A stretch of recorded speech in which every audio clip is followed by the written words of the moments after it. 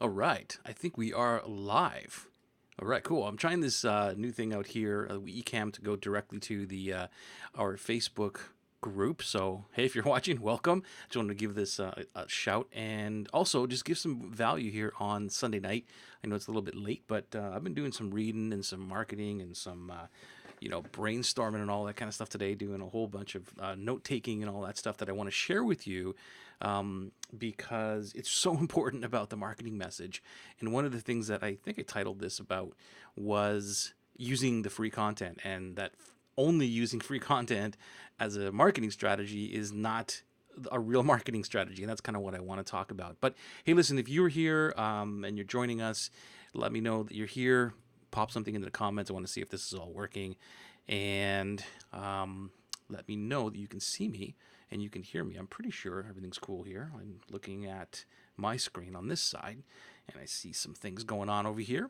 Okay, cool. But here's the deal. What I want to talk about today is about the free content and how we're using it. And a lot of times I'm writing an article about this and how it's going to affect you going forward, because I see this all the time. I see it every single week with clients. I see it with people who aren't clients. I see it on the internet. I see it in threads and all that stuff. Hey, who's here? I don't see. Just see a little icon. I don't see who's here, but hi. Good to see you. Nice to see you. If you got any comments or questions regarding what I'm talking about, let me know. I just wanted to give this a shot and give some value to the group regarding all kinds of stuff. Whatever questions you have regarding your business marketing, let me know. But here's the deal. Back to the free content thing, where we're using it in such a way we've basically been told by the industries, that we're supposed to be putting out free content, and that builds our list and all that other kind of stuff, which nothing wrong with that. I'm not saying we don't do that, but what I am saying is that the way that most people use free content is kind of haphazard. It's kind of like we just throw things out there. And I'm putting my hand up here. I'm not pointing any fingers to anybody, but this is kind of what I see and what I've learned over the last decade doing these things by putting out lead magnets, just putting lead magnets out without really having a strategic marketing plan in place. Nothing's really happened. Nothing's really grown to where it should be. I'm always looking for the next big win, or where's the big payoff for doing all this kind of stuff, or what's the right lead magnet to put out. And those are the big questions that I get all the time from students and clients. And so what I've learned is that, and this is what you really have to understand. And if you get this, you will be miles ahead of everybody else. Trust me. And it's not very difficult to understand this. And it's common sense, but we don't really think about it a lot. We don't really follow this plan, but really we have to understand that our customers are on a journey where they want to be. They're at point A and we need to get them to point B, right? And what happens is that a lot of times we throw out lead magnets that just don't really start them where they're at. They're just kind of whatever it is. At least that's the way it's been for me for a long time. Just, this is really cool. I'm going to put this out and try to build my list, right? And then we try to sell them something. So a lot of times I'll see like a sequence that might be where it's like, hey, here's my free, my free PDF. Thanks for downloading it. By the way, here's my real program. Now you need to go and buy this. And by the way, it's only on sale for the next minute. And oops, so too bad, you've lost out. You're trying to get all the scarcity. I'm being facetious here. I'm being like over the top, but you get what I mean, right? We get right into the sale. And the problem is that marketing, here's what I really want you to, and if you're, you got to write this down. Like, marketing is not to sell, okay? Marketing is not used to sell your product. And this is where the biggest mistake is. This is where a lot of people get this wrong. They use marketing to sell, and marketing is not used, it should not be used to sell. Marketing should be used in order to get people aware of what you're doing so they come into your funnel, your sales process, whatever, and you move them along the path so that, here's the other piece you need to write down, so that they sell themselves, okay?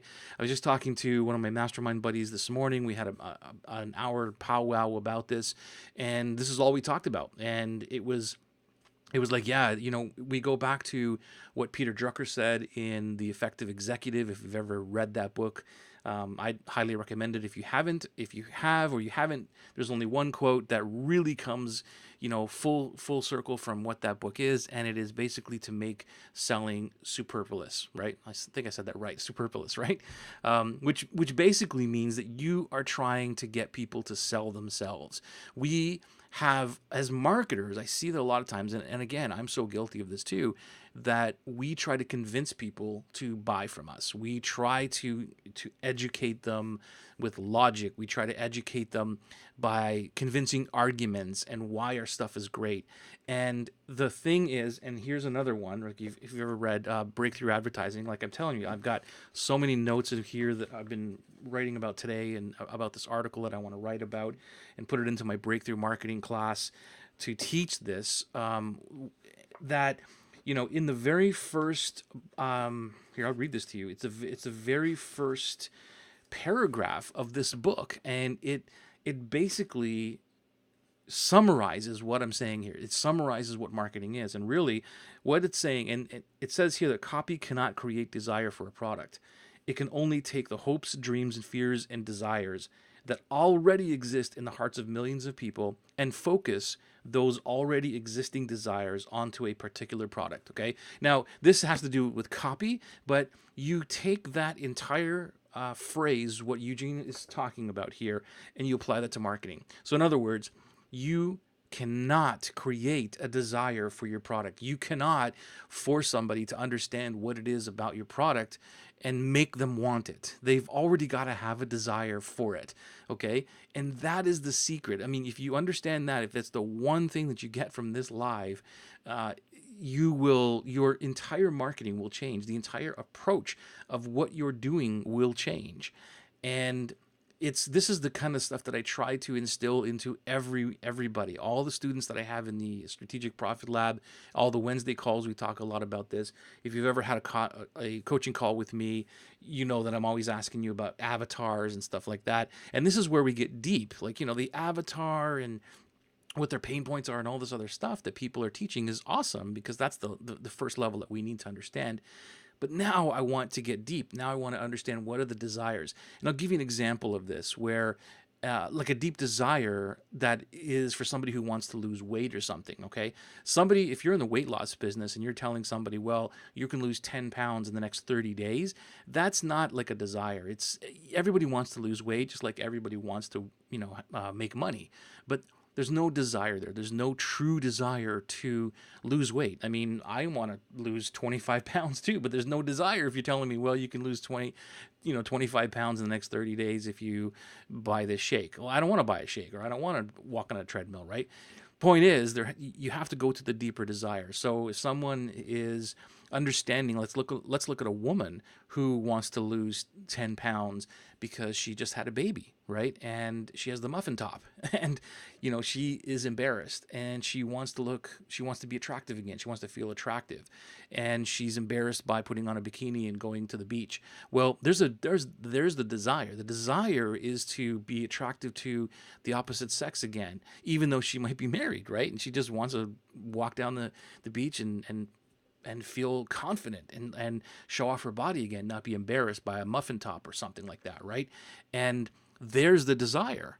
And so if you can talk to that desire, then the 10 pounds becomes more of a problem that she wants to get rid of, rather than just saying, hey, you can lose 10 pounds and, whatever in 30 days. You know what I'm talking about? So you're getting deeper and deeper into the customer's deepest desires. What is it? Why is it that they want whatever it is that you are providing? Okay.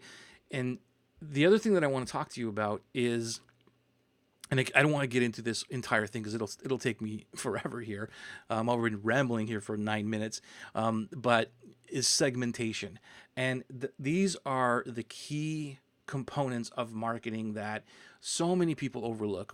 I see this all the time. I see people, you talk about understanding your customer, or segmenting your market, or like just the pillars of marketing that have brought people millions of dollars that just marketers today overlook. And because it's like, yeah, I've heard that before. I've read it in a book. I've tried it. They haven't tried it. They haven't done it. Those are the pillars. If you look at anybody who's is massively successful online, and you could sell. It's about understanding the customer in the most deepest way, more than the customer understands themselves, and then echoing back those fears and frustrations and the desires and all that stuff.